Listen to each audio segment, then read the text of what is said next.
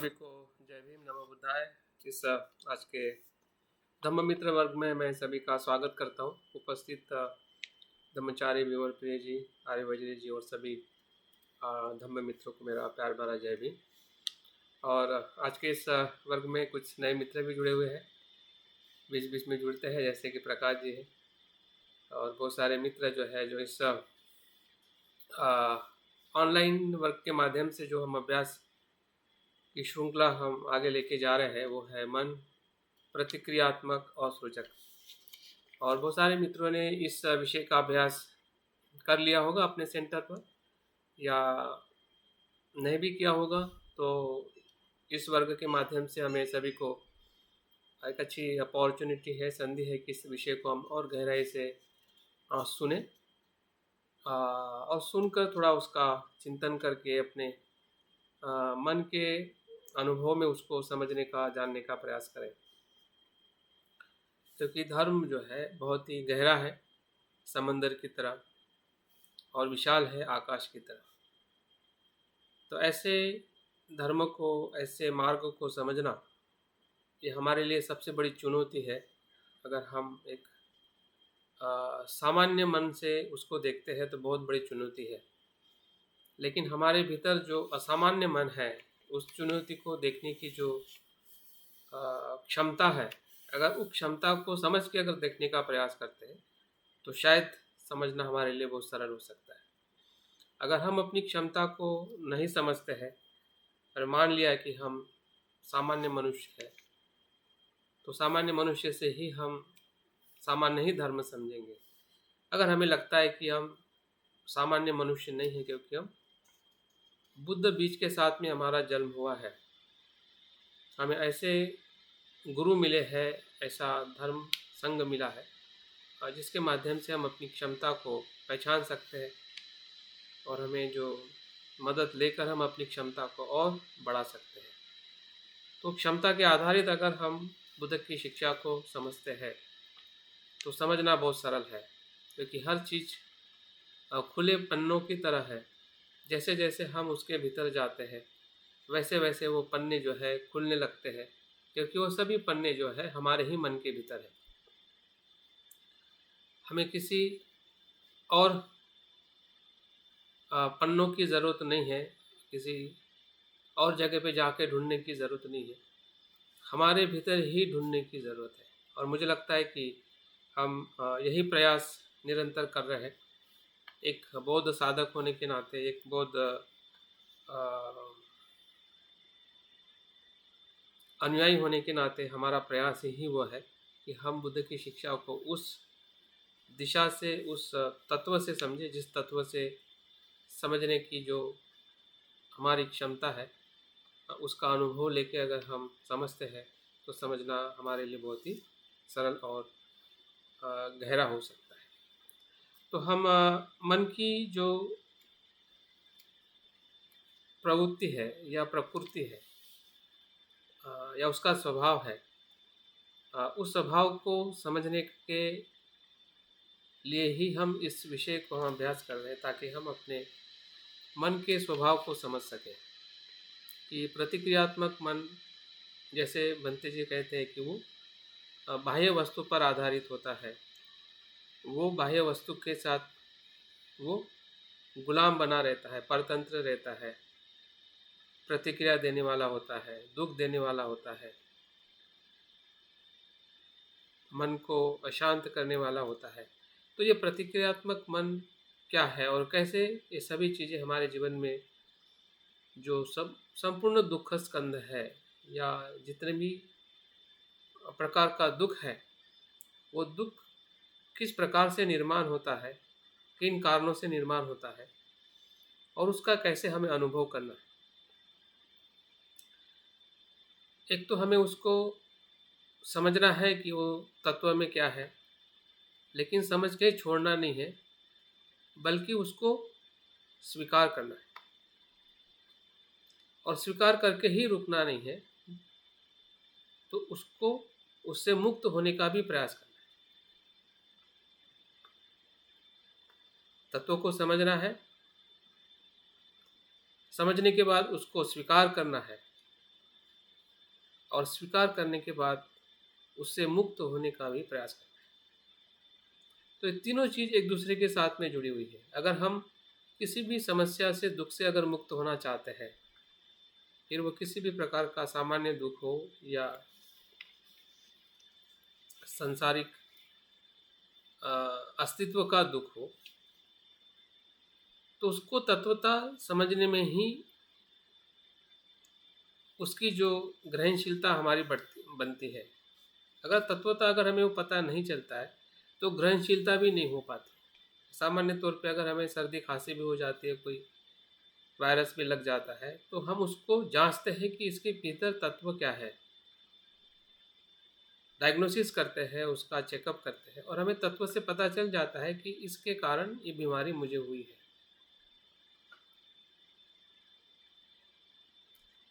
लेकिन उतना ही जानकर हम संतुष्ट नहीं होते हैं, बल्कि उसको हम स्वीकार भी करते हैं कि हाँ, मुझे जो दर्द हो रहा है वो इसी के कारण है, क्योंकि तत्वों को हमने जान लिया कि इसका मूल कारण क्या है, किस कारण से बीमारी मुझे हुई है। और उतना ही नहीं, उससे हम मुक्त होने का भी हम वहाँ से प्रयास शुरू करते हैं कि उसकी जो भी ट्रीटमेंट है या उसका डिसिप्लिन है, उससे मुक्त होने की जो एक उम्मीद और श्रद्धा और मार्ग को दोनों को अनुसरण करते हैं और धीरे धीरे हम उस दुख से मुक्त हो जाते हैं। तो प्रतीत्य समुत्पाद को समझने का मतलब ये है कि जैसे जैसे उसको हम समझते हैं तत्व से, किस कारण से क्या घटित हो रहा है, हाँ, वैसे वैसे उसके प्रति हमारी ग्रहणशीलता बनने लगती है, हम उसको स्वीकार करने लगते हैं। आज हम दुख को इसलिए स्वीकार नहीं कर पा रहे क्योंकि उसको तत्वतः हमें समझ में ही नहीं आ रहा है कि दुख किस प्रक्रिया से, किस प्रकार से, हाँ, किस हेतु प्रत्यय से निर्माण होता है। हाँ, उस मूल हेतु से हम समझ नहीं पा रहे हैं, हम अपने व्यवहारिक अज्ञान से उसको समझ पा रहे हैं। और इसलिए हमें यह अभ्यास, जैसे जैसे हम अभी एक ऐसे निदान पे आके खड़े हुए हैं कि हमारा आने वाला जो भव है, हमारा जो भव है, आने वाला जो अस्तित्व जो है, जो हमारा अस्तित्व तृष्णा और उपादान के आधारित कैसे बनता है, और वही भव हमारे जाति को निर्धारित करता है, और वही जाति हमारे जरा व्याधि मरण, जो आज हमारे जन्म के साथ जुड़ा हुआ जो धर्म है, वो वही धर्म है जिससे हम आज पीड़ित है, जिसे हम दुख आर्य सत्य कहते हैं। जरा व्याधि मरण परिदेव परीक्षो परि, हाँ, सभी जो दुख समुदाय जो है जन्म के कारण उत्पन्न होता है। तो जन्म के कारण जरा व्याधि मरण सभी प्रकार का दुख है। तो जन्म किस कारण से होता है? हाँ? जन्म का कारण भव है, और भव का कारण क्या है? उपादान है। उपादान का कारण क्या है? तृष्णा है। तृष्णा का कारण क्या है? वेदना है। वेदना का कारण स्पर्श है। स्पर्श का कारण षडायतन है। षडायतन का कारण नाम रूप है, और नाम रूप का कारण विज्ञान है, और विज्ञान का कारण संस्कार है, और संस्कार का कारण अविद्या है। तो जो आज हमें जन्म लेने के बाद जो दुख हमें हो रहा है, जिस दुख समुदाय का हमें अनुभव हो रहा है, उसकी सभी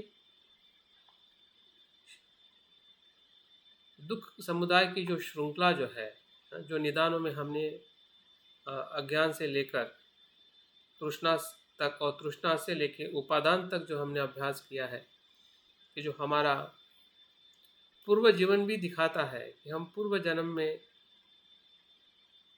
किस कड़ी के साथ, किस निदान के साथ हमारा जीवन रहा होगा, उसका भी हमें अनुमान, उसका भी हमें सत्यता इस प्रतीत्य समुत्पाद से पता चलती है, जिसमें अज्ञान और संस्कार ये दो मूल हेतु जो है, यही हमारा पूर्व भव है। और उसी पूर्व भव के कारण जो वर्तमान का भव है, वर्तमान का जन्म जो है, विज्ञान से लेकर तृष्णा और उपादान तक, ये हमारा क्या है, वर्तमान का जीवन है, जो जिसमें कर्म भी है और परिणाम भी है, और परिणाम भी है और कर्म भी है। कर्म का परिणाम हेतु में परिवर्तित होता है और हेतु फिर से कर्म को उत्पन्न करके विपाक में परिवर्तित होता है। ये निरंतर हेतु फल की जो प्रक्रिया जो है वो निरंतर चलने वाली प्रक्रिया है। जब कारण तृष्णा होता है तो उपादान उसका फल हो जाता है। जब उपादान फल होने के बाद वो कारण बन जाता है और वो जो परिणाम जो है भाव में निर्माण होता है। तो ये जो बदलने की जो प्रक्रिया है कि जो पहले हेतु था बाद में वो विपाक बन जाता है और वही विपाक दूसरे निदान को निर्माण करने का वो कारण बन जाता है। और इसलिए जो इस प्रतीत्व समुत्पाद का जो हमें आंतरिक जो बोध होता है उसमें कर्म का भी अनुभव होता है, फिर वो कुशल कर्म हो या अकुशल कर्म हो उसका भी हमें अनुभव होता है।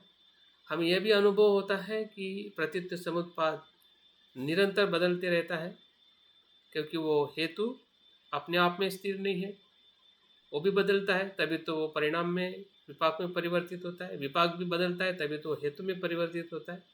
तो दूसरे क्षण में जो हेतु जो है विपाक बन जाता है और तीसरे क्षण में विपाक हेतु बन जाता है। तो ये जो निरंतर चलने वाली प्रक्रिया क्या दिखाती है कि अनित्यता का अनुभव दिखाती है। तो उत्पन्न होना और लय होना ही प्रतीत्व समुत्पाद है। उसके भीतर जो हमारे अकुशल और अकुशल जो कर्म जो है, जो अज्ञान और अजागृति के कारण हमसे बनते हैं होते हैं, वही हमारी तृष्णा और तृष्णा से उपादान और उपादान से भव की तरफ हमारा जीवन चक्र जो है चलते जाता है। और भव का दूसरा नाम जो है पुनर्जन्म, जिसको हमने अनेकों बार समझते हुए भी हम नहीं समझ पाते कि पुनर्जन्म होता है नहीं होता है। बौद्ध धर्म पुनर्जन्म को मानता है कि नहीं मानता है। अगर पुनर्जन्म होता है तो क्या जिस प्रकार से हिंदू धर्म आत्मा की पुनर्जन्म की बात करते हैं तो क्या उसी प्रकार से होता है? अगर आत्मा नहीं है तो पुनर्जन्म किसका और कैसे होता है? इन सभी प्रश्नों से कहीं ना कहीं हम संभ्रमित रहते हैं। और ये इसलिए संभ्रमित रहते हैं क्योंकि हमें प्रतीत्व समुत्पाद की जो कड़िया है या निदान है या उसका जो तत्व है और उसके साथ में जुड़ा हुआ हमारा कर्म नियम है, इसको कहीं ना कहीं हम बहुत गहराई में नहीं समझ पा रहे हैं। और जब धर्मों को हम गहराई में नहीं समझते हैं तो धर्म के जो परिणाम भी हमें उस प्रकार से नहीं मिलते जिस प्रकार से हमें मिलने चाहिए। और फिर हम धर्म को ही दोष देते हैं कि धर्म का तो मैं आचरण कर रहा हूँ, मैं सुखी और निर्वाण को क्यों प्राप्त नहीं हो पा रहा। और लोग भी हमें दोष देते हैं कि भाई तुम इतना आचरण कर रहे हो धर्म का और क्यों अच्छे नहीं बन पा रहे। तो इसका कारण यही है कि जिस धर्म को हम आचरण कर रहे हैं उस गहराई से नहीं कर रहे। और इसलिए भंते संरक्षित जी ने जो परिणाम कारक शरणगमन की जो बात हमारे सामने रखी है वो इसी के कारण रखी। और इसको भली भांति हम समझ रहे हैं और संघ हमें समझाने का प्रयास कर रहा है, लेकिन फिर भी कभी कभी हम शब्दों में ही अटक जाते हैं और हमें परिणाम कारक शरणगमन का जो गहरा अनुभव है वो कहीं ना कहीं हम ले नहीं पाते और इसके कारण हम वहाँ पे भी रुक जाते हैं। और भंती इसलिए कहते हैं कि परिणाम शरणगमन भी एक प्रकार से अप एंड डाउन की मानसिक अवस्था है या प्रक्रिया है। और हमेशा अप ही रहेगा, अप ही जाएगा ऐसा नहीं है। अप जाके वो डाउन भी जा सकता है और उसकी पूरी संभावना है। और उसी के कारण हमें जो परिणाम कारक शरणगमन में भी जो उस प्रकार से अगर अनुभव नहीं होता है या हम नहीं देख पाते तो उसके भीतर का भी जो तत्व हमें समझ में आना चाहिए कि इसके भीतर जो प्रतीत्व समुत्पाद का जो अनुभव है वो कहीं ना कहीं हम लोगों को या उस अवस्था में हम नहीं ले पा रहे हैं। तो उपादान, जैसे कि हमने देखा था कि उपादान में 4 प्रकार के उपादान जो हमारा, अगर हम आज के वैज्ञानिक भाषा में अगर हम बात करते हैं तो वो हमारा अजागृत मन है, अनकॉन्शियस माइंड है। उपादान क्या है? एक प्रकार से हमारा अजागरूक मन है। और अजागरूक मन की परिभाषा ऐसी बताई जाती है बौद्ध धर्म में और आधुनिक मनोविज्ञान में भी, जिस प्रकार से हिमालय हमें जितना ऊपर दिखाई देता है ऊंचा, उससे वो डबल गुना उसके भीतर होता है। मतलब हमारा जागरूक मन और अजागरूक मन की अगर हम बात करते हैं तो हमारा अजागरूक मन 5% ऊपर है, जिससे हम जानते हैं, जिससे हम समझते हैं। लेकिन 95% जो हमारा मन जो है वो अजागरूक अवस्था में है। और अजागरूक अवस्था में है मतलब उपादान की अवस्था में है। और वही उपादान जो है हमारे चित्त को नियंत्रित करता है, या हम नियंत्रित हो जाते हैं। और हमें हर जो अकुशल कर्म है या कर्म के साथ में जो हमारी आसक्ति है, जिसे हम स्व आसक्ति कहते हैं या मिथ्या दृष्टि कहते हैं, हाँ, तो उससे हम काफ़ी प्रभावित रहते हैं। और वो प्रभाव हमें समझना ज़रूरी है, हाँ, कि वो किस प्रकार से वो प्रभाव बना है अभी तक। और अभी भी उस प्रभाव से अगर बाहर आना है तो क्या करने से उस प्रभाव से या उस अजागरूक मन को हम तब बदल सकते हैं, उपादान को हम तब बदल सकते हैं कि जब हम जागृति से कर्म करते हुए उसको, जैसे कि आग में अगर हम ईंधन नहीं डालते हैं तो आग अपने आप शांत हो जाती है। लेकिन कोई भी जलती हुई आग में अगर आप फिर से उसको, जो अग्नि को सपोर्ट करे, ऐसे अगर हम वस्तु ये डालते हैं तो आग और बढ़ती जाती है। तो उपादान अपने आप में आग है। और उस उपादान में अगर हम बार बार अकुशल और आसक्ति से कर्म करेंगे, जो तृष्णा के साथ और वेदना के साथ हमारा जो प्रक्रिया होती है, तो वो उपादान और बढ़ते जाएगा। अगर हम तृष्णा और वेदना पे कार्य करते हैं, जागरूक रहते हैं, तो 100% नहीं, लेकिन कुछ ना कुछ परसेंटेज जो है उसमें जो उसकी जलती हुई आग को और बढ़ाने का जो प्रमाण जो है, अगर वो कम हो जाता है या कम करने का हम प्रयास कर रहे हैं, शील के आचरण से हो, ध्यान के आचरण से हो, दान के आचरण से हो, जागृति से हो, बहुत सारे हम प्रयास कर रहे हैं, उससे क्या हो रहा है कि उस उपादान को उस प्रकार से ईंधन नहीं मिल पा रहा है या कम मिलेगा। तो क्या होगा, तो अपने आप ही वो शांत हो जाएगी। और जो कुशल कर्म का जो मार्ग जो है वो प्रतिक्रियात्मक मन से सृजक मन की तरफ जाने लगेगा, जिसका हम परिणाम कारक शरणगमन के माध्यम से हमें बार बार उसका हम अनुभव लेते हैं। अगर नहीं होता है तो वो उपादान क्या भव को निर्माण करता है। और हर क्षण क्षण प्रतिक्षण हमारा भव निर्माण होता है। ऐसा नहीं कि मतलब वो बहुत लंबे समय के बाद होता है। हम हमेशा समय को बहुत अलग अलग समय में बांटते हैं, लेकिन जीवन का समय ऐसा नहीं है। एक क्षण में ही तीनों क्षण आते और चले जाते हैं। वर्तमान में ही कुछ एक क्षण में वो भूतकाल बन जाता है और आने वाला क्षण, जिसे हम भविष्य कहते हैं, वर्तमान हो जाता है। उस समय का और क्षण का अगर हम उसको विभाजन करें तो हम दिनों में देखते हैं, सालों में देखते हैं कि हाँ कल आएगा, हाँ अगला महीना आएगा, अगला साल आएगा, पिछला साल गया, पिछला महीना गया। तो हमने उसको महीने और वर्ष के कैटेगरी में रख के उसको बहुत लंबा बताया है कि ये बाद में घटित होने वाला है, लेकिन ऐसा एक्चुअल में ऐसा नहीं है। हाँ, वो हमारे एक व्यवहारिक जीवन को सुचारू रूप से करने के लिए ये सब हमने समय को निर्धारित किया है, लेकिन इन एक्चुअल में क्या हो रहा है, घटित क्या हो रहा है, सत्यता क्या है, वो चीज़ हमें प्रतीत समुत्पाद से पता चलती है। कि वो क्षण प्रतिक्षण समय पसार हो रहा है। एक क्षण में ही भूतकाल हो रहा है, आने वाला समय ही भविष्य है, और जो क्षण का अनुभव ले रहे हो वर्तमान है। तो वर्तमान, भूतकाल और भविष्य काल जो है अगर इतने फास्ट हो रहा है, इसका मतलब ये है कि उपादान के बाद भाव जो है वो भविष्य का नहीं, कुछ क्षण के बाद में ही वो निर्माण होने वाली प्रक्रिया है। कि वो निरंतर उस कड़ी में हाँ वो निरंतर बनती जा रही है। हमारा भव चक्र जो है, 12 निदानों का चक्र जो है, वो अलग अलग समय में नहीं बन रहा है, वो एक ही क्षण के अंदर ही वो घूमते जा रहा है और मजबूत हो रहा है। क्योंकि भव में उपादान है और उपादान में अविद्या भी है और संस्कार भी है। भले वो भूतकाल से उसका निदान भूतकाल के कड़ी के साथ जुड़ा हुआ है, लेकिन भूतकाल में है, इसका मतलब वो कल था और अभी नहीं है, ऐसा नहीं है। वो अभी भी उसका जो कंटिन्यूएशन जो है, उसकी जो असर जो है, वो अभी भी इस क्षण में भी है, वर्तमान में भी है।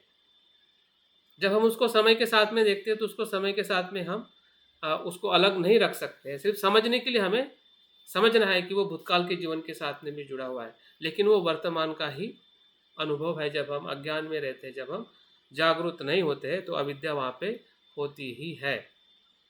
भले वो अविद्या भूतकाल का निदान बताया गया है, लेकिन वर्तमान में भी उसकी जो असर जो है या वो हेतु जो है वो कार्यान्वित होते रहता है। तो उपादान से भव कैसे हम बनता है, और भव जो है ये जाति का हेतु है। भव को जैसे कि मैंने बताया और हम सभी जानते हैं कि भव जो है पुनर्जन्म के संदर्भ में इसको देखा जाता है और समझा जाता है। लेकिन जब हम पुनर्जन्म के संदर्भ में इसको देखते तो हमने बहुत ही सावधानी से इस भव को समझना चाहिए। हमने ये भी देखा कि भव जो है वो तृष्णा के अंदर भी आता है। भव तृष्णा, यही भव तृष्णा है उपादान में कामोपादान बन के वो हमारे भव को या आने वाले जन्म को निर्धारित करती है। तो इसलिए बुद्ध कहते हैं कि भव से ही हमारा जन्म होता है, नहीं कि आत्मा से। अभी आत्मा और भव जो है इसको हमें डिफाइन करने की ज़रूरत है कि आत्मा भव है या भव आत्मा है। अगर हम अन्य धर्म की, हिंदू धर्म की थ्योरी देखते हैं या उससे अगर हम बात करेंगे तो वो बोलेगा कि भव को ही हम आत्मा कहते हैं। आपके धर्म में भव कहा जाता है, हमारे धर्म में आत्मा कहा जाता है, और हमें भी लगेगा कि बात सही है, लेकिन ऐसा बिल्कुल नहीं है। आत्मा का जो अस्तित्व जो है, जो बौद्ध दर्शन में और बुद्ध ने पूरी तरह से नकारा है कि उसका अस्तित्व ही मूर्खता है, अज्ञान है। जिसके कारण इस संसार में हम बार बार जन्म ले रहे हैं, दुखी हो रहे, उसका कारण ही आत्मा की मिथ्या धारणा है। इसलिए आत्मा का किसी भी तरीके से बौद्ध धर्म में उसका अस्तित्व ही मूर्खता है, असत्यता है। और इसलिए बौद्ध धर्म में जब हम भव की बात करते हैं तो आत्मा रहित पुनर्जन्म की व्याख्या है। बौद्ध धर्म में जो पुनर्जन्म जो है या भव जो है आत्मा रहित, आत्मा न होते हुए भी जन्म या पुनर्जन्म होता है। इस तत्व को हमें समझना है और समझकर हमें अपने जीवन में जो जन्म हमें मिला है उसमें भी हम देख सकते हैं, और मृत्यु के बाद जो हमारा पुनर्जन्म होगा उसको भी हम समझ सकते हैं। क्योंकि ये दोनों प्रक्रिया ऐसी अस्पष्ट है, और स्पष्ट होने के बहुत सारे कारण हैं। क्योंकि हम ना जन्म के समय जागरूक होते हैं, माँ के गर्भ से बाहर आते हैं 4-5 साल तक तो हमें पता ही नहीं चलता है कि हम कौन है, क्या है, क्या हो रहा है। और 10 साल तक भी हमें ऐसा कुछ समझ में नहीं आता है कि जीवन की सत्यता क्या है। अगर हम मृत्यु की बात करते हैं तो मृत्यु के समय इतने हम मुरझे रहते हैं, इतने अजागरूक रहते हैं, इतनी भय और चिंता में हम व्यस्त और मस्त रहते हैं कि हमें पता ही नहीं चलता कि मृत्यु के साथ में क्या हो रहा है, क्या घटित हो रहा है। और इसलिए दोनों घटना में हमारा जो चिंतन है या उसके बारे में जो हमारी स्पष्टता है सामान्य मनुष्य के तौर पर, वो अक्सर अस्पष्ट रहते हैं। और उसी का ही जो गलत जो लोग हैं या उसको मिसयूज करने वाले जो दर्शन है मनुष्य जीवन को, या गलत डायरेक्शन में ले जाने वाले, या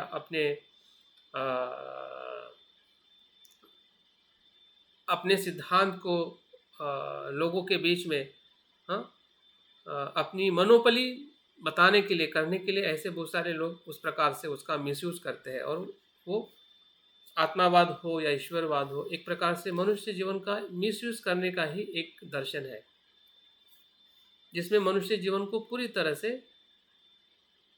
नियंत्रित किया जाता है या उसको गुलाम किया जाता है, या गुलाम करने की जो सामाजिकता है या व्यवस्था है निर्माण की जाती है। और इसलिए जब जब भी पुनर्जन्म आत्मा की बात आती है, तो हम बहुत भयभीत हो जाते हैं, क्योंकि हमें इस बात का अनुभव है कि इसी सिद्धांत के कारण जो जातिवाद का जो हमें समाज में जो दुख रहा है, अस्पृश्यता का हो या असमानता का हो या शोषण का हो, इसी सिद्धांत के कारण ज़्यादा वो हमारे जीवन को या मनुष्य जीवन को पूरी तरह से हानिकारक उसका जो इतिहास रहा है, या उसका जो परिणाम जो हमने देखा है भारत में, या जहाँ जहाँ पे भी ये दर्शन जाता है या उस प्रकार से वो कार्य करता है, तो कितना वो हानिकारक सिद्ध होता है।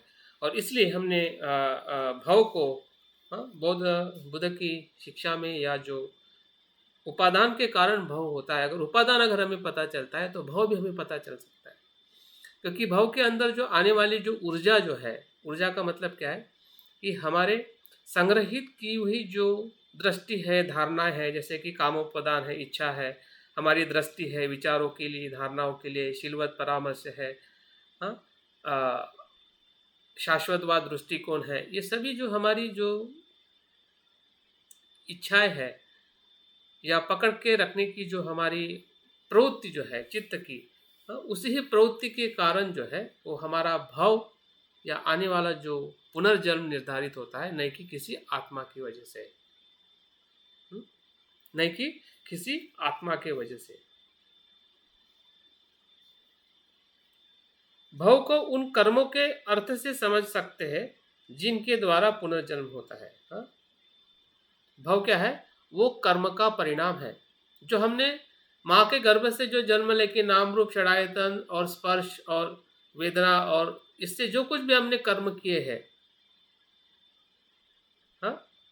जो कुछ भी हमने कर्म किए हैं, यही कर्म निर्धारित करता है हमारे भविष्य को या भव को।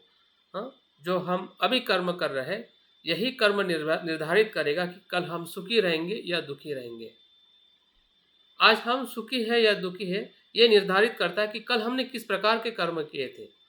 वो निर्धारित करता है कि आज हम दुखी है या सुखी है, सफल है या विफल है, शांत है अशांत है। तो कल के कर्म आज के परिणाम को, आज के जीवन को दिखाते हैं। आज के कर्म जो है आज के जीवन को दिखा के वो भविष्य के भी जीवन को भी दिखाते हैं। तो भविष्य जो है, अगर हम पुनर्जन्म की बात करते हैं तो पुनर्जन्म जो है या भव जो है उपादान के कारण ही होता है। और जो पुनर्जन्म की जो अविद्या जो है, संस्कार के द्वारा, पूर्व जन्म की अविद्या जो है, पूर्व जन्म की अविद्या मतलब जो हमने पहले जन्म के साथ हम निरंतर जुड़े हैं, इसलिए हम बार बार इस संसार में आ रहे हैं। भवचक्र का मतलब क्या है कि अनेकों बार हम इस जीवन को या मनुष्य जीवन में हमारा या अन्य जीवन में जो भी इसके मनुष्य जीवन के अलावा भी जो लोग हैं, प्राणी लोग हैं, प्रेत लोग हैं या असुर लोग हैं, तो इन सभी लोगों में हमने बार बार जन्म लिया है। किसके कारण? अविद्या के कारण। अविद्या और संस्कार के द्वारा। ये क्या है? हमारे पूर्व जन्म की श्रृंखला है। उसी श्रृंखला के कारण ही हमारा जो विज्ञान नाम रूप जो अभी मैंने बताया, तृष्णा और उपादान और भाव की इस जन्म में उत्पत्ति होती है। ये भी हमारा भाव है जो हमें जन्म मिला है। ये किस कारण से मिला है? पिछले हमारे अविद्या और संस्कार के कारण ये भाव मिला है, जिसे हम जन्म कहते हैं। इस जन्म में उत्पत्ति हुई है और जिससे आगामी जन्म का निर्धारण होता है। ये जन्म नहीं मिला होता, आज अभी जन्म नहीं मिला होता, कर्म नहीं करते, अकर्म नहीं होगा तो आने वाला जन्म भी नहीं होगा। लेकिन इस जन्म में हम जो कर्म कर रहे हैं काया वाचा मन से और कुशल और अकुशल, ये कर्म ही हमारे आगामी जन्म का क्या है निर्धारण करता है।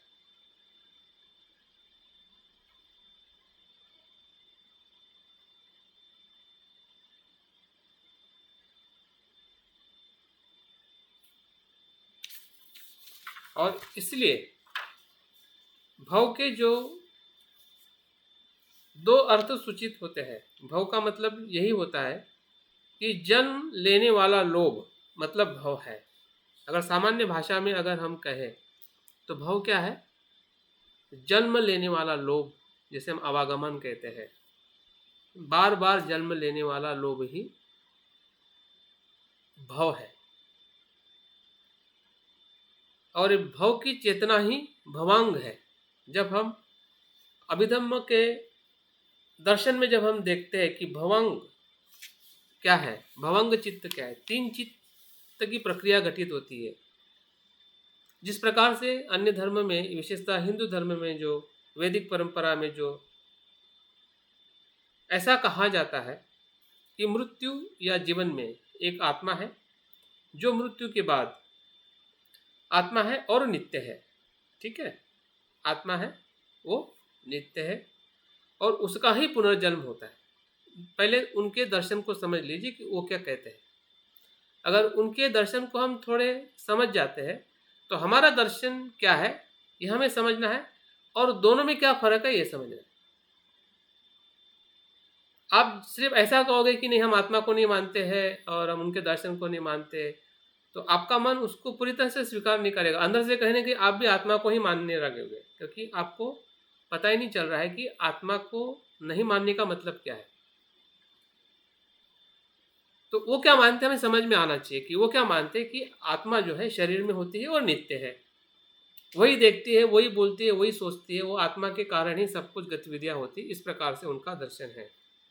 दूसरा है कि यही आत्मा, शरीर के भीतर जो आत्मा नित्य तत्व जो है उसी का ही पुनर्जन्म होता है। एक शरीर को छोड़ने के बाद में वो दूसरा शरीर धारण करती है। जैसे कि हम कपड़े बदलते हैं, पुराने और नए कपड़े धारण करते हैं, उसी प्रकार से जो उनका भगवद गीता का या कृष्ण का जो सिद्धांत जो है,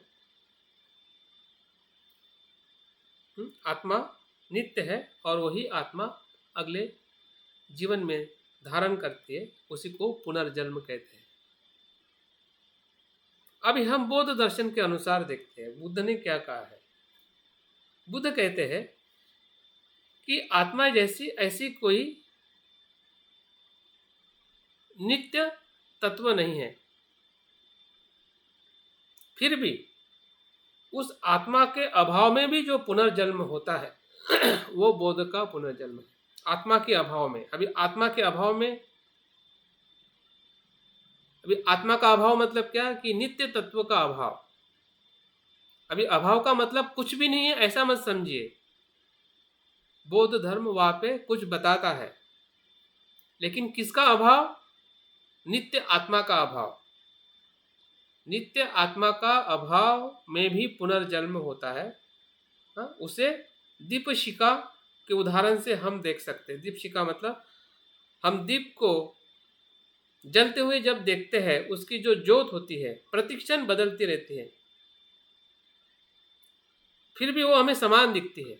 वो वैसे ही दिखती है जो आपने पहले क्षण में देखी होगी, या घंटा पहले देखी होगी, या अभी देखोगे और बाद में देखोगे, तो आपको एक समान दिखाई देगी। लेकिन उसके मूल स्वभाव में क्या है, वो हर क्षण बदलती है।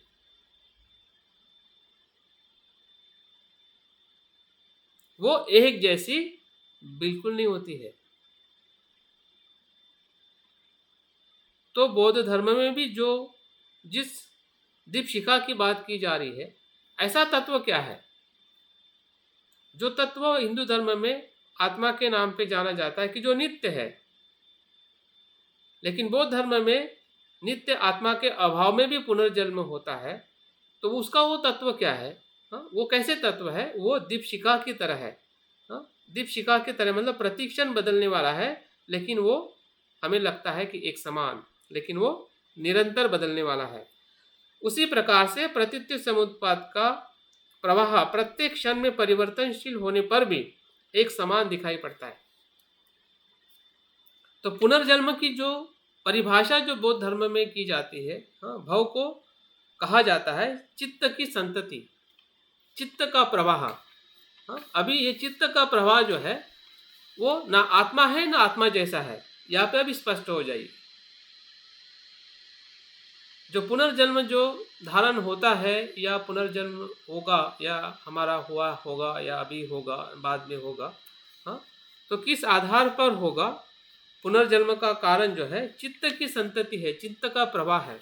जिस प्रकार से दीपशिखा या दीप की जो ज्योति जो है निरंतर क्षण प्रतिक्षण बदलती रहती है, तो वैसे ही जो चित्त जो है, जो चित्त अज्ञान उपादान और सभी जो प्रतीत्य समुत्पाद से जो बना है या उसका जो प्रवाह जो आगे जाता है, उसी को ही चित्त संतति कहते हैं और उसी को ही भवंग कहते हैं। हाँ, उसको टेक्निकल शब्द में क्या कहते हैं? भवंग कहते हैं, भवंग चित्त कहते हैं।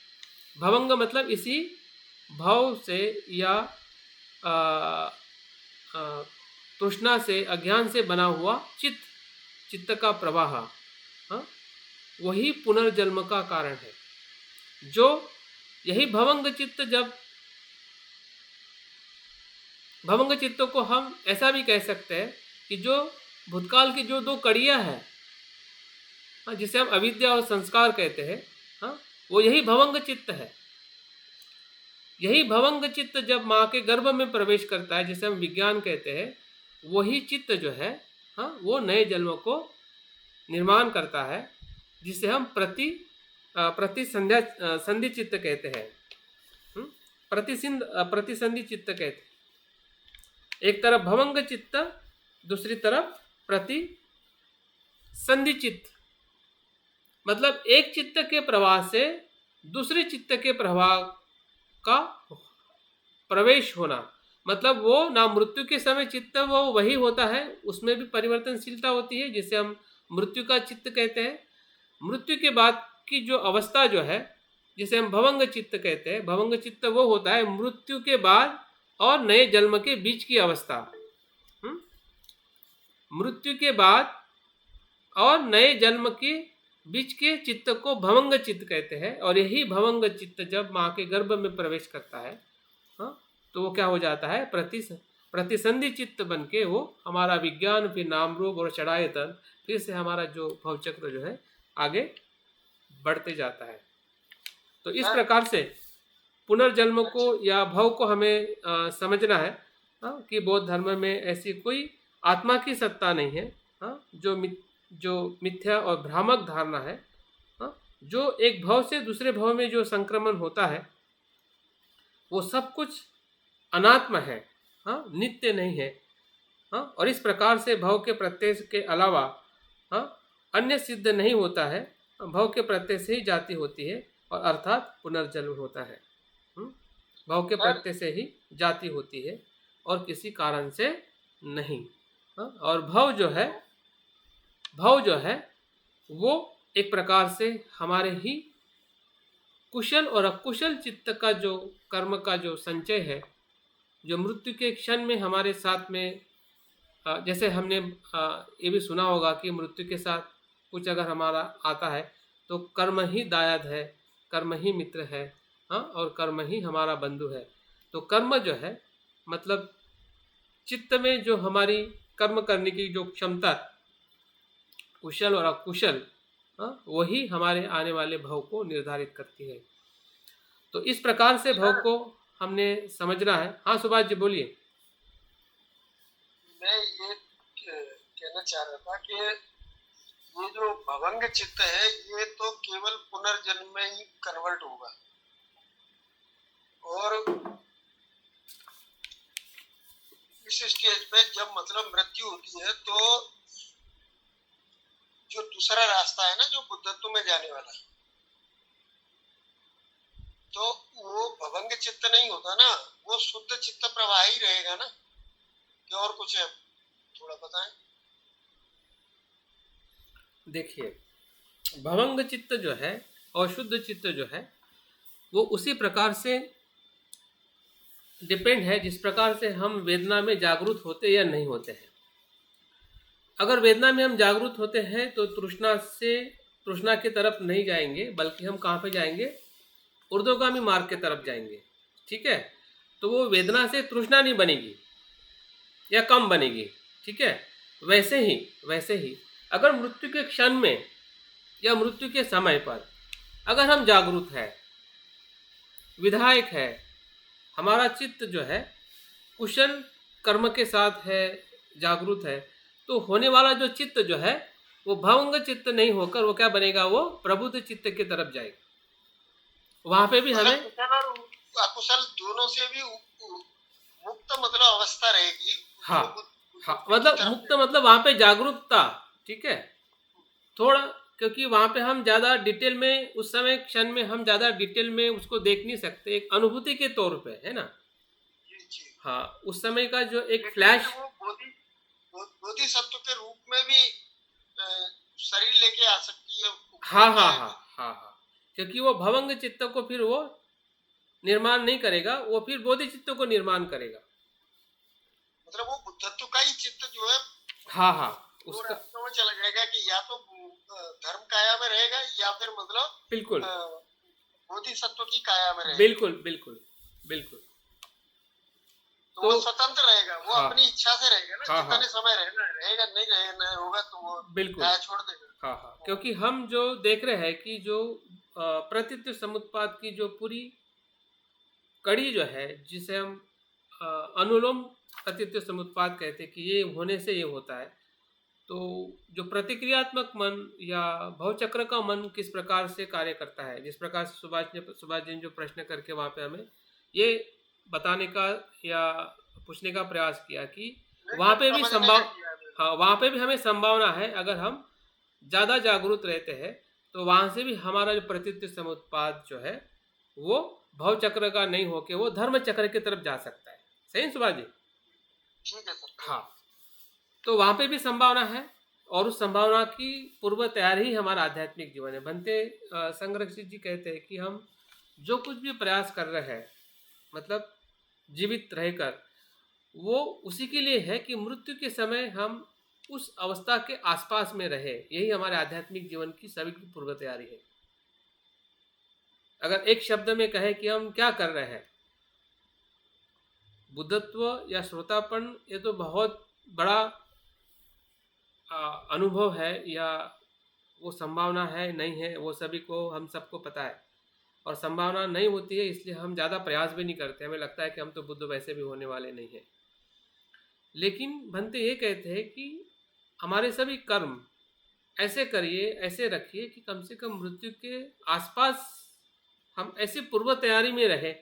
उस पूर्व तैयारी में हमारे मित्र हो सकते हैं, हमारे कुशल कर्म हो सकते हैं, हमारी जागरूकता हो सकती है, हमारी साधना हो सकती है, या हमारी जो भी समझदारी से हम जो कुछ भी कर्म को देख रहे हैं, समझ रहे, तो क्योंकि उस समय की जो पूर्व तैयारी ही हमारे पूरे आध्यात्मिक जीवन की निचोड़ है। अगर हम उस प्रकार से करते हैं तो हमें किसी भी मृत्यु के समय में हमें भय नहीं रहेगा, और उस समय के साथ में जाने वाली या निर्धारित करने वाली जो दिशा जो है कि वो क्या फिर से भव के तरफ जाएगा या फिर वो धर्म के तरफ जाएगा, उससे भी हम निश्चिंत रह सकते हैं। क्योंकि हमारी पूर्व तैयारी अगर बिल्कुल सही है तो हमारा प्रवास कभी भी बुरा नहीं हो सकता है। अगर बुरा भी रहेगा पर फिर भी हम सजग रहेंगे कि इस बुराई के साथ में भी कैसे लड़ना है। अगर हम पूर्व तैयारी में भली भांति प्रयास उचित और योग्य करते हैं तो पूर्व तैयारी ही ये दिखाती है कि हम सही में इस भवचक्र से मुक्त होने के लिए हम क्या कर रहे हैं जीवन में, या मृत्यु के समय तक हमारी क्या तैयारी रहेगी। तो इस प्रकार से हम भव को देखते हैं कि पुनर्जन्म जो है बौद्ध धर्म में ऐसे किसी भी नित्य आत्मा के आधार पर पुनर्जन्म बौद्ध धर्म में अमान्य है, ना वो संभव है, ना होता है, बिल्कुल अवैज्ञानिक है, भ्रम है, धारणा है, मिथ्या दृष्टि है, उसके अलावा और कुछ भी नहीं है। सत्यता जो है वो सिर्फ बौद्ध धर्म की सत्यता नहीं है, जीवन के हर मनुष्य की सत्यता है, हर जीव की सत्यता है। हर जीव, हम हर मनुष्य जो है बिन आत्मा से ही पुनर्जन्म लेता है, बिन आत्मा से ही उसका पुनर्भव होता है, नहीं कि आत्मा से। भले वो मानते हैं लेकिन वो सत्य नहीं है। अगर कोई गुरुत्वाकर्षण को नहीं मान रहा है, इसका मतलब ये नहीं है कि गुरुत्वाकर्षण का नियम उनके लिए लागू नहीं होगा, उनके लिए भी वही लागू होगा। वो मूर्ख है कि उसको नहीं मान रहे हैं, वो अज्ञानी है। हम मान रहे हैं क्योंकि हमें पता है कि बुद्ध की जो बातें है वो हम समझ कर ले रहे हैं, और हमें उस पर विश्वास है क्योंकि हम भी उस प्रकार से समझने का प्रयास कर रहे हैं।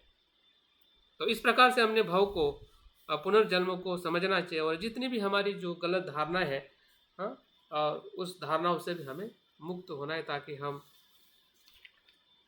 अपने आप को सही दिशा से, हाँ, क्योंकि आत्मा की जो धारणा जो बहुत ही भयंकर है, और वही धारणा हमें हर जगह पे कहीं न कहीं किसी न किसी प्रकार से हमें ग्रस्त करती है, हमारे मन को विचलित करती है, और हमारे कर्म को भी पूरी तरह से दुखदायी बनाती है, और हमें पता ही नहीं चलता है। और एक तरफ हमें लगता है कि हम आत्मा को नहीं मानते क्योंकि हम बौद्ध हैं, और दूसरी तरफ हम आत्मा को ही मानते रहते हैं। जो आत्मा को मानता है उसके लिए तो ठीक है कि वो आत्मा को मानता ही है, लेकिन हम नहीं मानते हुए भी हम उसी की धारणा में जी रहे हैं। ये सबसे बड़ी हमारे लिए विटंबना है, और सबसे बड़ी हमारे लिए चुनौती भी है। इस पर हमने खास अभ्यास करना चाहिए, इसके बारे में खुद और औरों को भी हमने बहुत ही स्पष्टता के साथ उसको समझ के समझाने का प्रयास करना चाहिए। अभी हम देखते हैं कि भव से जाति कैसी होती है। जाति का सीधा और सरल अर्थ है उत्पन्न होना या जन्म होना। भव के प्रत्यय से सभी ही प्राणी जो है उत्पन्न होते हैं या जन्म लेते हैं या जन्म होता है। और इस भव का शरीर है तो वो बताइए, रूपक बता दीजिए।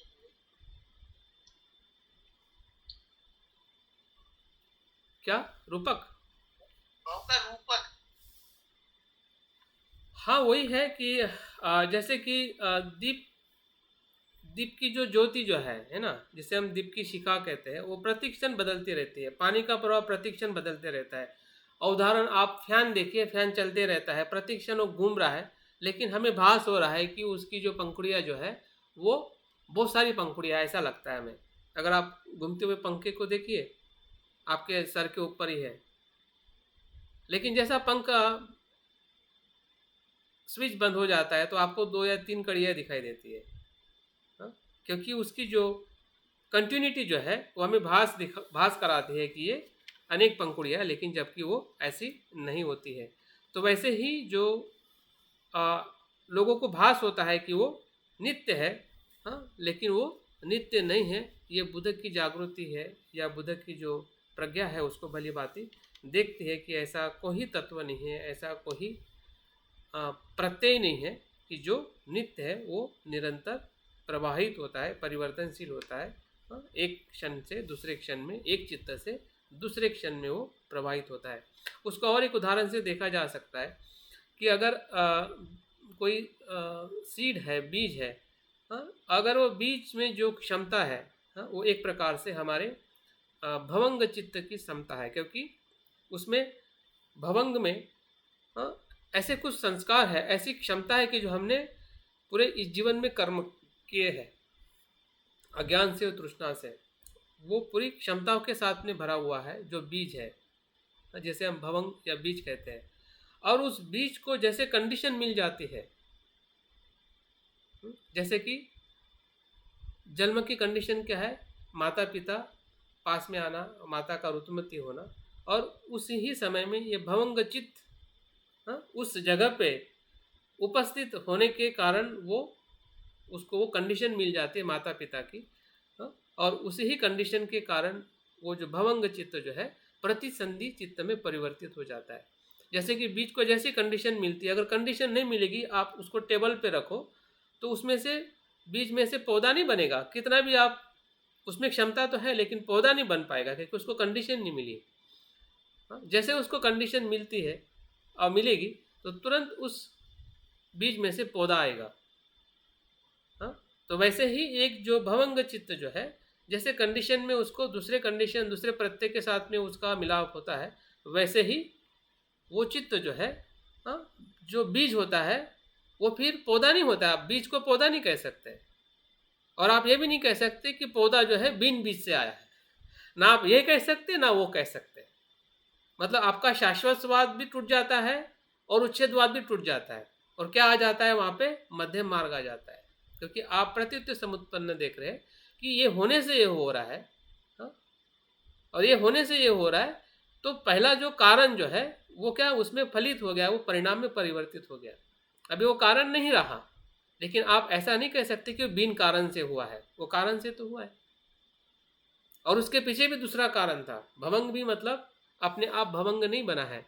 हाँ, अनंत जन्म से जो हम बार बार हमारे अज्ञान और संस्कार के कारण जो हमारा भव चक्र में आने की जो गति जो है वो निरंतर चलती आ रही। तो इस प्रकार से हम भवंग को देखते हैं, या उदाहरण के माध्यम से उसको हम देख सकते हैं कि यही भव है कि जो जाति को जन्म देता है, हाँ, या हमारा जन्म होता है। यही जाति जो है भवंग चित्त की प्रतिसंधि है, जिसको हम जन्म कहते हैं। जाति जो है ये निश्चित भव से निर्माण होती है, और जाति के अंदर हमें शरीर को धारण करते हैं। भव एक प्रकार से पूर्व अवस्था है। भव क्या है? एक पूर्व अवस्था है। जैसे कि बीज की बात की, और बीज से एक पौधे का निर्माण होना वो जाति है। उत्पत्ति होना, किसकी उत्पत्ति होना? शरीर की, या पंचस्कंद की। सामान्य अर्थ में पंचस्कंद की निर्मिति होना।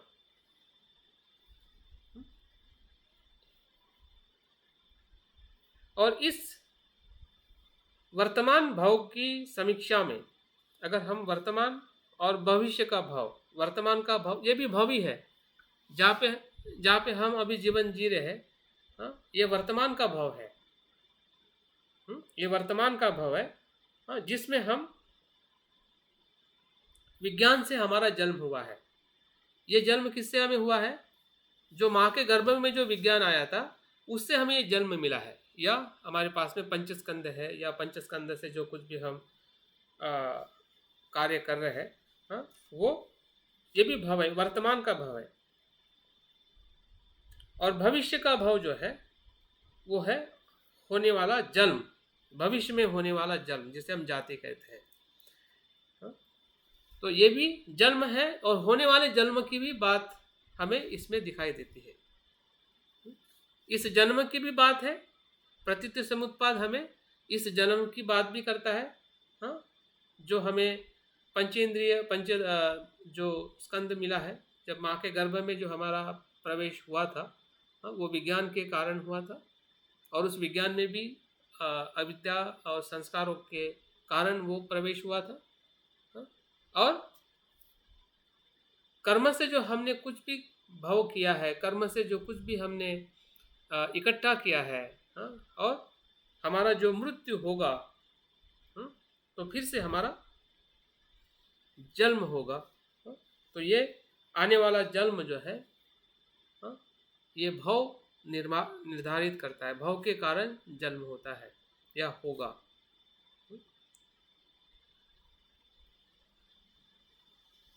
तो भाव के अंदर उसमें काम भाव आ गया, या सभी प्रकार की जो तृष्णा है, वही भाव है कि जो हमें जाति को निर्माण करता है। मृत्यु में सभी तत्व जो है, जिसे हम चार धातु कहते हैं या चार महाभूत कहते हैं, हमारे मन के अंदर होने वाली भावनाएं, अनुभव है, सब विलोप हो जाती है। मृत्यु में क्या होता है? सभी जो पंचस्कंद जो है उसका विलीन होता है, विघटन होता है। फिर भी इसका विघटन होने के बाद में भी विज्ञान रहता है। यहाँ पे विज्ञान मतलब आत्मा नहीं है, फिर से हमें यहाँ पे संभ्रमित नहीं होना है। फिर भी विज्ञान रहता है।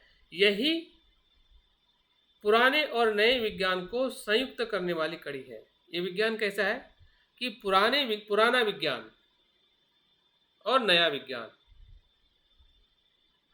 पुराना विज्ञान मतलब हमने किए हुए कर्मों का संचय किया हुआ विज्ञान, और नया विज्ञान मतलब आने वाला विज्ञान। उसकी कड़ी क्या है? ये संयुक्त कड़ी है जिसे हम जाति कहते हैं। जाति क्या है? जन्म क्या है? कि पुराना विज्ञान और नए विज्ञान की क्या है? वो कड़ी है। इसको हम इस जन्म में भी देख सकते हैं और आने वाले जन्म में भी देख सकते हैं, जिसे हम पुनर्जन्म कहते हैं। पुनर्जन्म भी जाति है और ये जन्म भी जाति है, तो ये भी हमारा पुनर्जन्म ही है, क्योंकि पिछले जन्म के कारण ही हमें जन्म मिला है। सर बीच में थोड़ा सा मैं पूछना चाहूंगा। हाँ जी। सर मैं निवेदन ये कर रहा था, जो अपना भवंग चित्त है, जो अज्ञान से संस्कार बना, वो संस्कार विज्ञान के रूप में माँ के गर्भ में वो प्रवेश कर गया, और वहाँ उसका नाम और रूप के रूप में नाम अपना, रूप अपना चार धातु और नाम ये अपने विज्ञान, और ये नाम रूप से फिर ये षडायतन बनता है। हाँ जी। षडायतन ये माँ के गर्भ में बन रहा है। हाँ जी। वो षडायतन बनने के बाद फिर स्पर्श होता है। हाँ। तो माँ के गर्भ में स्पर्श कैसे करता है फिर वो? नहीं, माँ के गर्भ में प्रवेश उसका स्पर्श नहीं होता है, जन्म के बाद में। तो कर गया, माँ के गर्भ प्रवेश कर गया और नाम रूप में आ गया, वो षडायतन में आ गया। षडायतन में आ गया तो नहीं, षडायतन में माँ के गर्भ में नहीं आता है बहादुर जी। अच्छा, बाहर निकलने के बाद आता है। हाँ, वो इसका अविकसित रूप होता है। लेकिन प्रक्रिया तो इसी में चल रही है, माँ के गर्भ में चल रही है। नहीं, माँ के गर्भ में षडायतन के बाद स्पर्श के बाद। मुझे बताइए बहादुर जी, मुझे बताइए, बच्चा जब जन्म लेता है तो आंखों से देखता है क्या? बच्चा जब नहीं देखता। तो फिर देखता नहीं, तो फिर आप कैसे कह रहे हैं कि वहां पे अंदर सब कुछ हुआ है? लेकिन भव तो जब बाहर तो जाति हो रही है, जब वो माँ के गर्भ से निकल रहा है उसे जाति कहते हैं। तो ये बीच की जो ये कई सारी कड़ियां कहाँ गुजरी है? नहीं, ये तो माँ के गर्भ में तो गुजरी है। नहीं, वो इसलिए तो है ना कि ये प्रतीत समुत्पाद वर्तमान में भी है। हम भविष्य की बात कर रहे हैं वर्तमान में, ठीक है? हाँ, वो भविष्य का, तो फिर जाति के बाद भविष्य का वो खुलेगा। हाँ, तो वर्तमान में भविष्य की बात कर रहे हैं। माँ के घर में ये जब तक जाति नहीं होती, जन्म नहीं धारण करता वो, जब तक ये घटना सारी माँ के गर्भ में ही तो चल रही है। आपका जो विज्ञान से नाम रूप बना, नाम षडायतन स्पर्श से वेदना तृष्णा से उपादान से भव के बाद फिर जाति हुई, जब फिर माँ के गर्भ से बाहर निकला, फिर वो नहीं यहाँ फिर दोबारा से फिर वो वही संस्कार शुरू कर देता है फिर वो। हाँ, तो बात आप पूरी तरह से सुन नहीं पा रहे हैं ना। आपने इसके पहले का टॉक सुना था क्या? हाँ, सुना है सर। हाँ, तो शुरुआत में जो प्रतीत समुत्पाद को तीन काल में विभाजित किया गया है, ठीक है जी? जो 3 काल में मतलब वो इस जीवन के भी 3 काल है और आने वाले जीवन के भी 3 काल है। इसी जीवन में हमें प्रतीत समुत्पाद को 3 समय में देखना है, वर्तमान, भविष्य और भूतकाल। तो भूतकाल में जो 2 कड़ियां है, अज्ञान और संस्कार है, ठीक है? और वर्तमान की जो कड़ी जो है विज्ञान से लेकर उपादान तक है, ठीक है? और उपादान के बाद में जो भव है वो भविष्य की कड़ियां है। तो भविष्य जीवन के बारे में हमें वर्तमान में ही हमें समझ में लेना चाहिए कि हमारा भविष्य क्या होगा। जैसे कि आप कोई काम कर रहे हैं वर्तमान में, ठीक है? जैसे कि आप कोई जॉब कर रहे हैं, तो जॉब तो आप वर्तमान में कर रहे हैं ना, लेकिन मकान तो लेने का भविष्य के बारे में सोच रहे हैं। आप क्या सोच रहे हैं? पैसे का आप क्या सोच रहे हैं, बताइए? बिल्कुल सही, वो प्लानिंग चल रही है। हाँ, तो ये भव हो गया ना आपका वर्तमान में, जो आप भविष्य में जो करने वाले हैं, ठीक है? काम तो आप वर्तमान में कर रहे हैं, मतलब वो चित्त काम कर रहा लगा। हाँ, वो क्या कैसे होगा, आगे कैसे बढ़ेगा, ठीक है? आपका जो वर्तमान जीवन जो है भविष्य में कैसे एक्सपेंड होगा, क्योंकि वर्तमान में जीवन समाप्त नहीं है ना, क्योंकि जब तक हम इस कड़ी को तोड़ते नहीं हैं या श्रोतापन और बुद्ध की अवस्था में नहीं जाते हैं, तो ये निरंतर चलने वाली प्रक्रिया है। ठीक है, अभी निरंतर चलने वाली प्रक्रिया है तो उसको निरंतरता के प्रवाह में तो देखना पड़ेगा, जो बुद्ध ने देखा है कि ये होने से ये हो रहा है। ठीक है, मतलब चित्त लगातार काम कर रहा है वहाँ। हाँ, चित्त लगातार काम कर रहा है और वैसे ही होगा अगर आपका उपादान इस प्रकार से होगा। ठीक है, जी तो उपादान का भाव तो बनेगा ना, भले आप जन्म बाद में लोगे, जी हाँ, लेकिन जन्म लेने का तो यही कारण बनेगा ना, भाव। ठीक है सर। ठीक है ना, ये जो जन्म जो है वो पुनर्जन्म का जन्म है। ये जन्म तो हमने ले लिया ना, जो आप बोल रहे हैं। ठीक है, हाँ हाँ बिल्कुल। ये जन्म तो हमने ले लिया, जो माँ के, हाँ, माँ के गर्भ में प्रवेश करके हमारा जो जन्म हुआ है। ठीक है, ये वर्तमान का जन्म है। लेकिन प्रतीत समुत्पाद वर्तमान में ही नहीं, वो भविष्य में भी कार्य करता है, जाएगा, एक्सपेंड करेगा आपके इस वर्तमान के जीवन को। तो एक्सपेंड कैसे करेगा? अगर जन्म है तो मृत्यु भी तो होगा ना, और मृत्यु होने के पहले अगर भव होगा तो मृत्यु कहाँ जाएगा? फिर से भव में लेके जाएगा। अगर उपादान, अगर तृष्णा अगर टूट जाती है तो भव नहीं बनेगा, और भव नहीं बनेगा तो जाति नहीं होगा, फिर दुख नहीं होगा। ठीक है ना, तो उस जाति के साथ इस जाति का अनुभव एक जैसा है, लेकिन उसका समय है ना, और उसका परिप्रेक्ष्य अलग है। वो परिप्रेक्ष्य वर्तमान के साथ जुड़ा हुआ है। ठीक है, जिस, हाँ, जो आपका, हम सभी का, और ये जो परिप्रेक्ष्य जो है, इस कर्म से, इस वर्तमान जीवन से जो भविष्य का जीवन एक्सपेंड होने वाला है, कंटिन्यू होने वाला है। ठीक है, अगर भव ही नहीं होगा तो फिर जाति कैसी हो सकती है?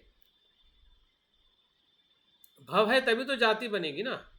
भव मतलब एक प्रकार से जीवन में बार बार आने की चाहत। ठीक है, और वो हमारे कर्म से ही निर्धारित होती है, जो हमारे उपादान और तृष्णा के साथ में जुड़ी हुई है। और इसलिए जो भव से जो जाति जो है, वो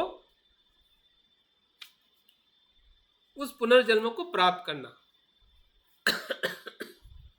या एक्चुअल में जीवन को ग्रहण करना, जो इसको कहा गया कि वो यही अनागत भव की जाति है। इस वर्तमान भव की जाति नहीं है ये, है ना। यहाँ पे जो बात हो रही है ना जाति की, बहादुर जी, ये अनागत भव की जाति की बात हो रही है।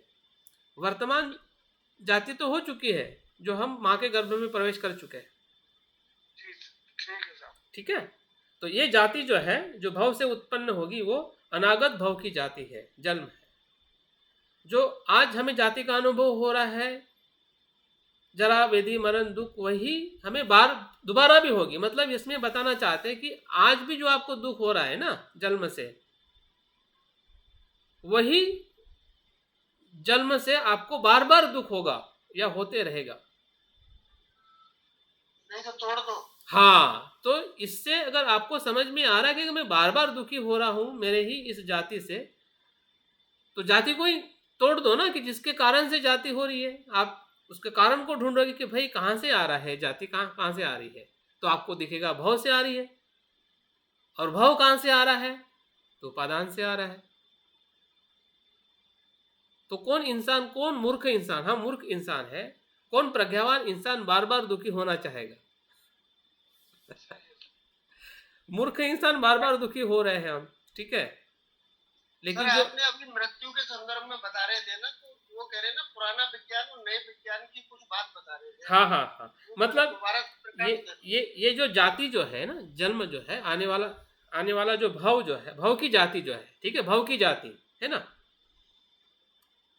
भव की जाति क्या है? वो पुराना और नए जीवन की वो श्रृंखला है। पुराना विज्ञान जो है और नए विज्ञान की वो संयुक्त करने वाली कड़ी है। क्योंकि जाति से ही तो आपका पुराना विज्ञान जो है नए विज्ञान में प्रवेश करेगा, जिसे पुराना विज्ञान हम भवंग कहते हैं और नया विज्ञान प्रतिसिंधि कहते हैं। समझ में आया? पुराना नहीं, ये विज्ञान, नया विज्ञान और पुराना विज्ञान क्या संयुक्त मतलब क्या है इसको इन्हीं थोड़ा दोनों स्पष्ट दोनों को पुराना विज्ञान मतलब भवंग विज्ञान, ठीक है, क्या? और नया विज्ञान मतलब प्रतिसंधि विज्ञान। तो इसको जोड़ता कौन है? जन्म ही तो जोड़ता है ना, जन्म होगा तभी तो जुड़ेगा। समझ में आए? जी अगर जन्म ही नहीं है तो कैसे जुड़ेगा? तो दोनों विज्ञान को जो जुड़ने की जो कड़ी जो है वो क्या है? जाति है। अगर हम इस जन्म में भी जुड़े हैं, मतलब हमारा जो अगर मृत्यु के पहले मृत्यु का अगर हम थोड़ी कल्पना करते हैं कि पहला जो हमारा मृत्यु हुआ होगा या हुआ था और ये जन्म मिला, तो उस समय का जो विज्ञान था, हाँ, मृत जब माँ के गर्भ में प्रवेश किया वो, हाँ, जन्म ही है जिसके कारण वो पुराना विज्ञान, हाँ, प्रतिसंध्या विज्ञान को निर्माण करके, हाँ, जन्म के साथ में वो जुड़ गया। नहीं तो वो नहीं जुड़ पाता। अगर जाति नहीं होती तो वो विज्ञान वहाँ पे नहीं जुड़ पाता। तो इस प्रकार से उसको हमने देखना चाहिए। जाति का जो अभिप्राय जो है इसमें बताया गया, इससे थोड़ा और स्पष्ट होगा जो मैं पढ़ने जा रहा हूँ। जाति का अभिप्राय जो है, इस भाव में माता की गर्भ में आने पर रूप, वेदना, संज्ञा और संस्कार और विज्ञान आदि पंचस्कंद निर्माण होते हैं। अगर हम इस भाव की अगर हम बात करते हैं, जो विज्ञान माँ के गर्भ में प्रवेश करता है, वही विज्ञान जो है पंचस्कंद में विकसित होता है।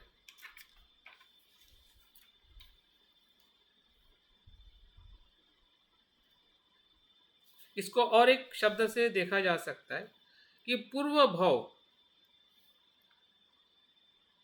का विपाक विज्ञान और कर्म विज्ञान, विपाक विज्ञान और कर्म विज्ञान, पूर्व भाव का।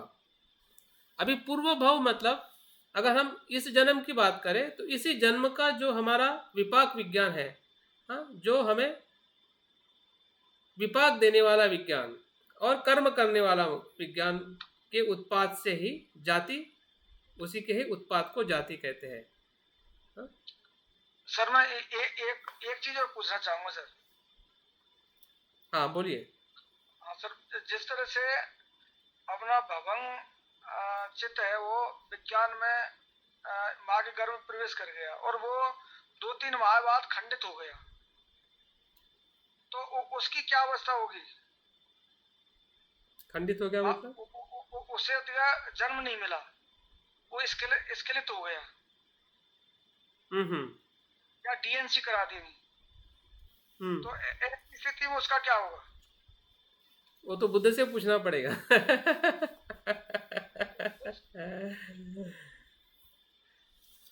ये जान के जो अवर्षण को मतलब अपराध या पाप माना है ना बुद्धिज्म में?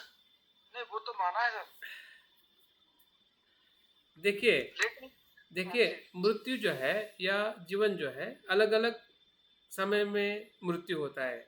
जैसे कि आपने ऑपरेशन की बात की, तो हाँ, मृत्यु ऐसा भी है कि जन्म लेने के तुरंत किसी का मृत्यु होता है, ऐसे भी जीव है। जन्म लेने के बाद में मृत्यु होता है, जन्म लेने के और कुछ साल के बाद में मृत्यु होता है, जन्म के आखिरी समय में मृत्यु होता है जब कोई व्यक्ति बूढ़ा होकर मरता है। तो मृत्यु का कोई मतलब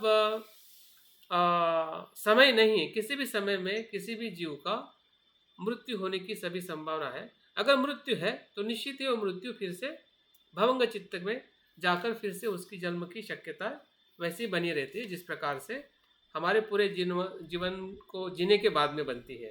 ठीक है, क्योंकि उसकी जो ऊर्जा जो है, उसके जो पोटेंशियलिटी जो है कर्म की, वो उसके साथ में है। ठीक है, तो वो एक्चुअल क्या होता होगा वो तो उसी कुछ अनुभव में जाने से ही हमें पता चल सकता है। लेकिन अगर हम शाब्दिक रूप में अगर उसको हम स्पष्ट करना चाहते हैं तो उसको इस प्रकार से हम देख सकते हैं। ठीक है, तो अभी हम आते हैं जाति से जरा मरण।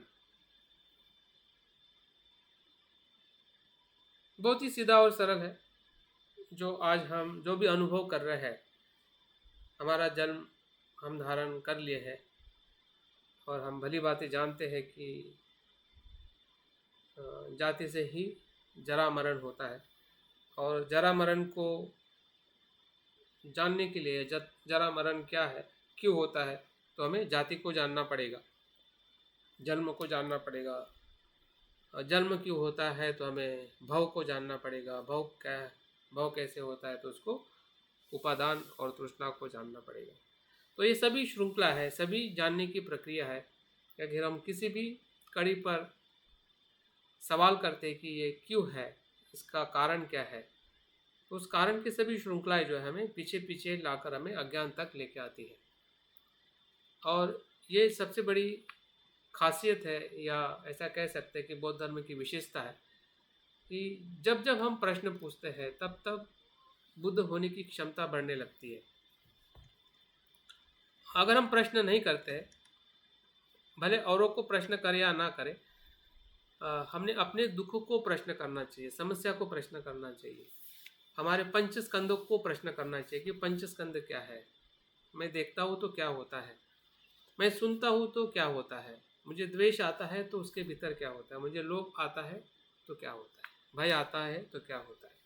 तो ऐसे धीरे धीरे प्रश्न पूछने से ही हम प्रतीत्व समुत्पाद की गहराई को समझ सकेंगे। 12 निदान, आपको 3 भी निदान समझ में आ जाए तब भी आपको 12 निदान की अनुभूति हो सकती है, क्योंकि वो 3 निदान कहीं ना कहीं आपको उस मूल कारण की तरफ जरूर लेके जाएंगे, जिस कारण से हम बार बार दुखी हो रहे हैं या बार बार दुख में है।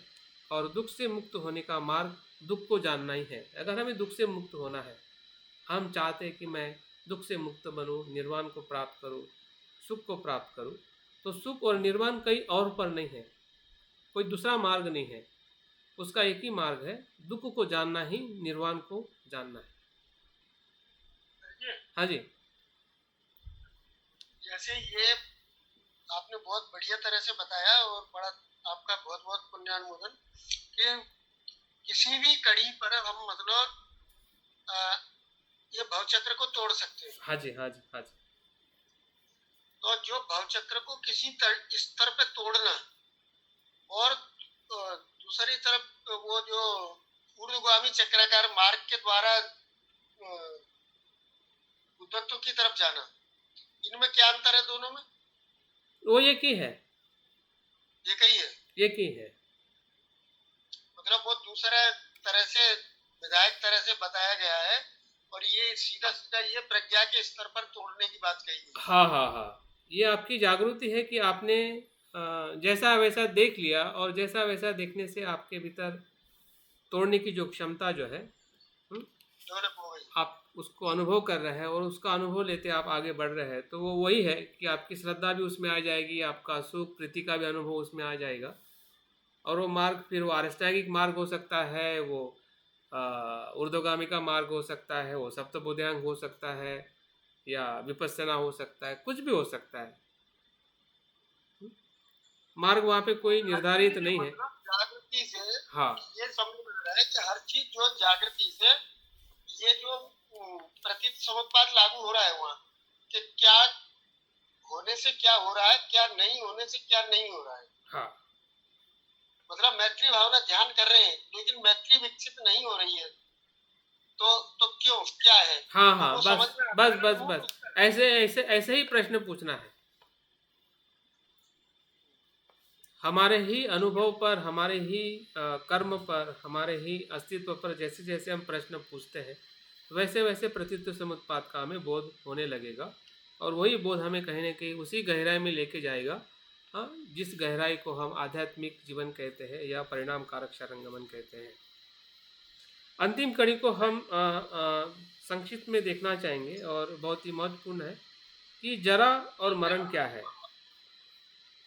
अभी जरा ये शब्द जो है ये सभी को परिचित है, सभी जानते हैं। जरा मतलब बुढ़ापा, या उसमें बीमारी भी आ जाती है। तो जरा को बहुत ही अच्छी तरह से कुछ शब्दों में हमें समझना है। बुद्ध कहते हैं बुढ़ापा जो है वो सुखी नदी के समान है। जैसे कि शरीर के सब अंग सूख जाते हैं और धीरे धीरे हम निष्क्रिय होने लगते हैं, हमारे चेहरे का, शरीर का तेज जो है वो समाप्त होने लगता है। जैसे कि हमें मौत अप्रिय होती है, वैसे ही बुढ़ापा भी अप्रिय होता है। हाँ?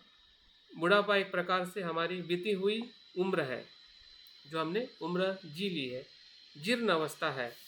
ऐसी जीर्ण अवस्था है जैसे कि घर जो है गिरने की अवस्था में आया हो, सब कुछ उसके जो पिलर्स है या उसका छत है ऐसे गिरने की अवस्था में आया हो, ऐसा ही जीर्ण हुआ आदमी है या बुढ़ापा है, जिसमें बुढ़ापे में या जरा में वीर्य नहीं होता है, पराक्रम नहीं होता है, हाँ, हमारे में वेग नहीं होता है, हर तरीके से हम आ, आ, गिरे हुए रहते हैं या फिर असमर्थ रहते हैं। हाँ, जरा जरा वाला व्यक्ति जो है कीचड़ में डूबे आदमी जैसा है। मतलब इस दुख को जो शब्दों से सवारा है कि जरा क्या है, क्योंकि दुख को अनुभव करने से ही उसके दुख से मुक्त होने का हमें एहसास हो सकता है। अगर हमें जरा और मृत्यु का अगर एहसास नहीं है तो जन्म क्यों हुआ है, जन्म क्यों हुआ है उधर हम जाएंगे ही नहीं। ठीक है, ये जो जरा का कारण क्या है, जन्म है, और जन्म का कारण क्या है, भव और उपादान तृष्णा है। तो उस कारण तक हम जाएंगे नहीं अगर हम पीड़ा को सही तरीके से नहीं समझेंगे। हाँ?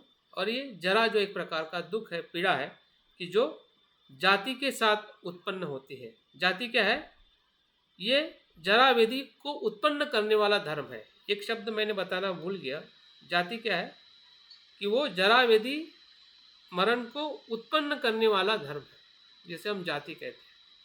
जाति मतलब जन्म मत समझिए, इसलिए जन्म को हम एक सेलिब्रेशन की तरफ देखते हैं कि सुख का और एक अच्छा माहौल करके हम समाज में या परिवार में देखते हैं। लेकिन सूक्ष्म अवस्था में जाति क्या है, वो जरा वेदी मरण को या दुख को निर्माण करने का धर्म है। जाति जरा मरण वेदी को निर्माण करने वाला धर्म है, और उसी के कारण जब हमें दुख होता है, जिसे हम जरा कहते हैं, हाँ, जिसमें हमारे सभी इंद्रिय शिथिल हो जाते हैं, हमारे पास की जो धन दौलत है, बीमारी में हम पूरी तरह से खर्च करके पूरी तरह से हाथ से पूरे खाली होते हैं, हमारा जो सुंदर रूप जो है विरूप होने लगता है। ये सभी जो अवस्थाएं जो है, हाँ, ये जरा और बुढ़ापे की है। भले हम अभी उतने बूढ़े नहीं हैं या हो रहे हैं, लेकिन सही जो बुढ़ापे की अवस्था को अगर हमने लोग को जीते हुए देखा है या हम भी उस अवस्था में आ रहे हैं, तो ये जरा कहीं ना कहीं हमें उस दुख दर्द को महसूस कराएगा कि ये किसके कारण हो रहा है, ये दुख दर्द कहाँ से आया है, क्यों आया है, क्या कारण है। तो उसका कारण जन्म है, क्योंकि जन्म का ही वो धर्म है, इसलिए सब कुछ हमारे जीवन के साथ में लगा हुआ है। हाँ, और ये जाति जो है, हाँ, वो उसका कारण भी हम ढूंढने का प्रयास करेंगे, क्योंकि हम इस दुख से मुक्त होना चाहते हैं। तो मरण क्या है, मरण एक प्रकार से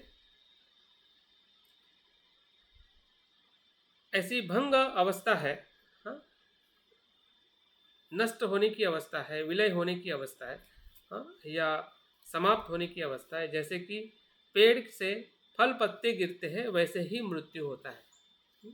ये उदाहरण के तौर पे मृत्यु को बताया जाता है कि मरण जो प्राणी जो है वैसे ही है जैसे नदी लकड़ी को बहा ले जाती है। मृत्यु क्या है, हर मनुष्य को लकड़ी की तरह, जैसे कि नदी में जो लकड़ी जो बहती है, नदी उसको बहा के ले जाती है, वैसे ही मृत्यु जो है हर एक मनुष्य को, हर एक जीव को बहा के ले जाता है।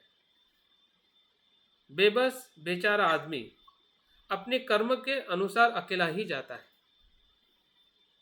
मृत्यु में क्या, कुछ भी साथ में नहीं आता है, सिर्फ जो भी आता है कर्म ही उसके अनुसार या उसके साथ में आते हैं। वही अकेला उसके साथ में होता है, जिसे हम कर्म कहते हैं। और कुछ भी उसके साथ में नहीं आता है। मृत्यु जो है सभी जीवों को खा जाती है, वो राक्षस है, वो सभी को खा जाती है। मृत्यु सभी जीवों को खा जाती है, और इसलिए बौद्ध ग्रंथों में उसको बहुत ही भयानक, भयावह और क्षणभंगुर कहा जाता है। जरा मरण को बहुत ही भयावह और क्षणभंगुर जीवन के तौर पे उसको देखा जाता है। कि जो आ, जरा, जरा क्या है, एक एक प्रकार से वो परिपाक है, विपाक है। किसका विपाक है? वो अविद्या, संस्कार, विज्ञान, नाम रूप, षडायतन, स्पर्श, वेदना, तृष्णा, उपादान, भव और जाति। इसका इसका क्या है? जरा जो है परिपाक है, विपाक है। इन सभी कारणों का ये विपाक है, जिसे हम जरा कहते हैं, जिसे हम बुढ़ापा कहते हैं। और मरण क्या है? उसका भंग है, उसका अंत है। लेकिन ऐसा अंत कि जो फिर से जीवन को प्राप्त करेगा। जरा और मरण जो है, जरा एक प्रकार के जीवन की पूर्व अवस्था है, मृत्यु की पूर्व अवस्था जरा है, और मरण उसका विलोप है, पूरी तरह से समापन है इस समय के जीवन का, जो नए जीवन को फिर से अज्ञान से फिर से नए जीवन को ले जाता है। जो वर्तमान का भाव जो है, वर्तमान का जो भाव जो है वो 4 अंगों से क्रियान्वित होता है, जिसमें नाम रूप, षडायतन, स्पर्श और वेदना होती है। और जो आने वाला जो जीवन जो है वो जरा और मरण को कहा जाता है। वर्तमान का जीवन क्या है? नाम रूप, षडायतन, स्पर्श और वेदना। और आने वाला जीवन जो है जरा मरण कहलाता है। जो हमें आने वाला है या कुछ क्षण के बाद में वो आ रहा है, वो है जरा और मरण। और अभी का क्षण का जो जीवन है वो है षडायतन, स्पर्श और वेदना। नाम रूप, षडायतन, स्पर्श और वेदना, ये वर्तमान का जीवन है। और भविष्य में जो होने वाला है या घटित दूसरा क्षण जो आने वाला है, हर मनुष्य का, आपका मेरा, वो है जरा मरण कहलाता है।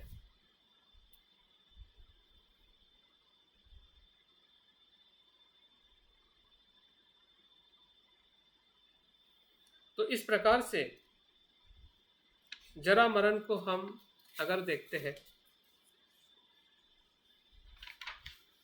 तो हमारी 12 जो कड़ियाँ है, निदान जो है, उसको जिस प्रकार से हमने अविद्या से होते हुए हमने देखा है, तो बुद्ध कहते हैं कि उसको जरा मरण से भी देखना चाहिए कि जरा मरण होने का कारण क्या है। तो जरा मरण होने का कारण क्या है? जाति है। जाति का कारण क्या है? भव है। भव का कारण क्या है? उपादान है। उपादान का कारण क्या है? तृष्णा है। तृष्णा का कारण क्या है? वेदना है। वेदना का कारण क्या है? स्पर्श है। स्पर्श का कारण क्या है? षडायतन है। षडायतन का कारण क्या है? नाम रूप है। नाम रूप का कारण जो है नाम रूप का कारण विज्ञान है, और विज्ञान का कारण संस्कार है, और संस्कार का कारण अविद्या है। तो इस प्रकार से कारण को समझते हुए प्रत्येक किसके वजह से क्या होता है और किसके नहीं होने से क्या नहीं होगा, ये होने से ये होता है, ये अनुलोम प्रतीत्य समुत्पाद है। ये नहीं होने से ये नहीं होगा। जरा वेदी मरण तब नहीं होगा कि जब जन्म नहीं होगा। जन्म नहीं होगा तो जन्म क्यों नहीं होगा? अगर जन्म का कारण भाव नहीं होगा। अगर भाव नहीं होगा इसका मतलब उपादान नहीं होगा। उपादान नहीं होगा तो भाव नहीं होगा। भाव नहीं होगा तो जाति नहीं होगा, और जाति नहीं होगा तो जरा वेदी मरण और दुख नहीं होगा।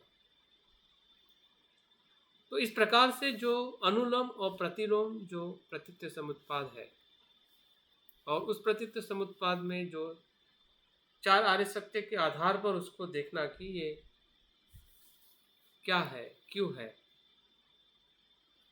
इसका निरोध क्या है, और निरोध से मुक्त होने का जो मार्ग जो है वो किस प्रकार से हमें अनुसरण करना है। तो जो 4 आर्य सत्य जो है, यही प्रतीत्य समुत्पाद का दर्शन है। प्रतीत्व समुत्पाद को जैसा समझते हैं वैसा ही चार आर्य सत्य हमें अपने ही पंचस्कंदों में, अपने ही अस्तित्व में हमें दिखने लगता है। अंतिमतः मैं समारोपण पे दो बातें करके मैं अपनी बात को पूर्ण करना चाहूँगा कि ये सभी जो गड़िया हमने या प्रतीत्व समुत्पाद को हमने देखा है, तो इसमें समझने का और याद रखने की जो मूलभूत जो बातें हैं, प्रतीत्व समुत्पाद को हमने कर्मवाद के नियम के साथ में समझना चाहिए। जो भी हमारे कर्म है और उसका परिणाम जो है, इसको समझते समझते प्रतीत्व समुत्पाद को समझना, प्रतीत्व समुत्पाद को समझते समझते कर्म को समझना, ये सबसे बड़ा इस विषय से या प्रतिक्रियात्मक मन कैसे बनता है, प्रतिक्रियात्मक मन कैसे कार्य करता है, और ये प्रतिक्रियात्मक मन कैसे हमें दुख और संसार में बार बार लाता है, तो इसकी जो अनुभूति है हमें इस सिद्धांत से, इस दर्शन से हमें करनी है। दूसरा हमें ये देखना है कि जो प्रतीत्व समुत्पाद जो है वो अनित्यता और अनात्म के साथ में जुड़ा हुआ है। हमें प्रतीत्व समुत्पाद में हमेशा अनित्यता के उत्पत्ति और लय के तत्वों को अनुभव करना चाहिए या उसको समझने का प्रयास करना चाहिए। प्रतीत्व समुत्पाद का लक्षण ही उत्पन्न और लय होना है,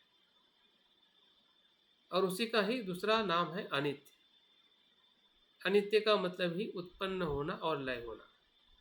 उत्पन्न होना ही अगर आप देखोगे, लय होना नहीं देखोगे, तो अनित्यता का अनुभव नहीं होगा। अनात्म का अनुभव का मतलब ये है कि हर घटना का होना वो इसलिए संभव है क्योंकि उसका प्रत्यय है। बिन प्रत्यय से कोई भी घटना संभव नहीं होती है, इसलिए वो अनात्म है। तो उसका भी हमें बोध होना है। इसलिए अनात्म का अनुभव जैसे हमें होगा तो आत्मा का अपने आप जो दर्शन जो है या हमारी जो धारणा है अपने आप टूट जाएगी। अगर प्रतीत्व समुत्पाद में हम अनात्म को नहीं देखें तो आत्मावाद हमेशा हमारे आसपास में ही मंडराते रहेगा और हमें वो पूरे हमारे कर्म को निस्तानुभूत कर देगा और हमें पता ही नहीं चलेगा कि वो आत्मावाद किस प्रकार से हम पे हावी हो चुका है या हम उससे ग्रस्त हो चुके हैं, भले हम आत्मावादी नहीं है। प्रतीत्व समुत्पाद को हमने दोनों तरीके से देखना है, अनुलोम और प्रतिलोम। इसके होने से ये हो रहा है, इस प्रकार से भी देखना है कि दुख हो रहा है तो उसका कारण इस प्रकार से है। अगर दुख नहीं हो रहा है, सुख हो रहा है या हमें विमुक्ति की तरफ हम जाने का कुछ प्रयास कर रहे हैं, तो उसके पीछे भी हमने अपने प्रतिलोम प्रतीत्व समुत्पाद को देखने की जरूरत है। तो इस प्रकार से भी उसको हमने समझना है। तो बुद्ध जो कहते हैं, बुद्ध कहते हैं कि मैंने इसी देशना को कहा है जिसमें प्रतीत्व समुत्पाद और प्रतीत्व समुत्पन्न धर्म की ही मैंने बात की है। बुद्ध पूरे अपनी शिक्षा में यही बताना चाहते हैं कि हर घटना, हर वस्तु जो है प्रतीत्व समुत्पन्न है और प्रतीत्व समुत्पन्न धर्मों को ही बुद्ध ने बताया है, उसी की देशना की है। ऐसा कोई धर्म नहीं है कि जो प्रतीत्व समुत्पन्न नहीं है। बुद्ध की पूरी शिक्षा का ही आधार यही है और इसके ही कारण जो भी शाश्वतवाद है, उच्छेदवाद है, आत्मावाद है, ईश्वरवाद है या जितनी भी गलत धारणाएं हैं, सभी दृष्टियों को तोड़ने वाला, नष्ट करने वाला अगर कोई तत्व है, दर्शन है या मार्ग है तो वो प्रतीत्व समुत्पाद है। और इसलिए उसको मध्यम मार्ग कहा जाता है कि ना वो शाश्वतवादी है ना ही वो उच्छेदवादी है, वो मध्यम प्रतिपत्ति है, मध्यम मार्ग है। और उसी को ही आगे उसको शून्यता के अर्थ से भी जाना जाता है क्योंकि उसमें ना शाश्वतवाद है ना उच्छेदवाद है। तो जो भी घटना घटित हो रही है वो प्रतीत्व समुत्पन्न है। कोई भी घटना, कोई भी धर्म जो है अपने आप में स्वतंत्र नहीं है और इसी के वजह से वो शून्य है। किसी का भी स्वतंत्र अस्तित्व नहीं होना ही उसी ही अनुभव को शून्य इस शब्द से दर्शाया गया है। शून्य का मतलब कुछ भी नहीं है, ऐसा बिल्कुल नहीं है। उसका अर्थ है कि वो होने के पीछे कारण कारणों की प्रत्ययों का प्रत्ययों का होना, प्रत्ययों के आधारित आश्रित होना ही उसका अस्तित्व है, स्वतंत्र अस्तित्व नहीं है। तो इस प्रकार से प्रतीत समुत्पाद को पूरे भवचक्र के साथ उसको समझने का हमने जो प्रयास किया है, बहुत सारी चीज़ें शायद समझ में आई होगी, कुछ समझ में नहीं भी आई होगी। अगर नहीं समझ में आई है तो हमारा वो अज्ञान है, और अज्ञान को हमने चैलेंज देना चाहिए, फिर से उसके प्रति हमने सजग होना चाहिए। अज्ञान अपने आप आया नहीं है, वो कारण से उत्पन्न होता है, और उसका भी धर्म उत्पन्न और लय होना है। इसलिए हमें अज्ञान से भी डरना नहीं है, और निरंतर उसके ऊपर कार्य करते रहना है, और हमें प्रज्ञा की तरफ आगे बढ़ना है। बहुत बहुत धन्यवाद इस अभ्यास में बने रहने के लिए। मैं अपनी बात पूर्ण करता हूँ। जय भीम, नमो बुद्धाय। जय भीम, नमो बुद्धाय। बहुत बहुत पुण्यनमोदन सर, आपने बहुत बारीकी से जो आपने भक्त चक्र की 12 कड़ियों का निदान जो समझाया है, तो वैसे तो मैंने पहले भी कई बार सुना, तो मुझे समझ में नहीं आया कभी ऐसे, लेकिन आपने इतनी बारीकी से समझाया। तो जो आप वैसे तो जो भी विषय लेके आते हैं बहुत ही गहराई से, बहुत ही बारीकी से समझाते हैं, लेकिन मुझे जो भक्त चक्र जो मैंने पहले सुना और आज में मुझे बहुत चीज़ें क्लियर हुई है। तो मुझे ऐसा लगता है कि जब मुझे क्लियर हुई है तो शायद मुझे ये जितने भी हमारे ऑनलाइन बहन भाई सब जुड़े हैं तो उनकी समझ में ज़्यादा आया होगा, क्योंकि मैं तो बहुत कम समझ पाती हूँ। और ये तो हम लोगों पर ही निर्भर करता है कि मतलब हम सुन के समझ के कितना हम अपने आचरण में ले पाते। तो आपका बहुत बहुत धन्यवाद, बहुत बहुत पुण्यनमोदन आपका। और मैं सभी ऑनलाइन जुड़े बहन भाइयों की तरफ से भी मैं बहुत आपका पुण्यनमोदन आभार करती हूँ।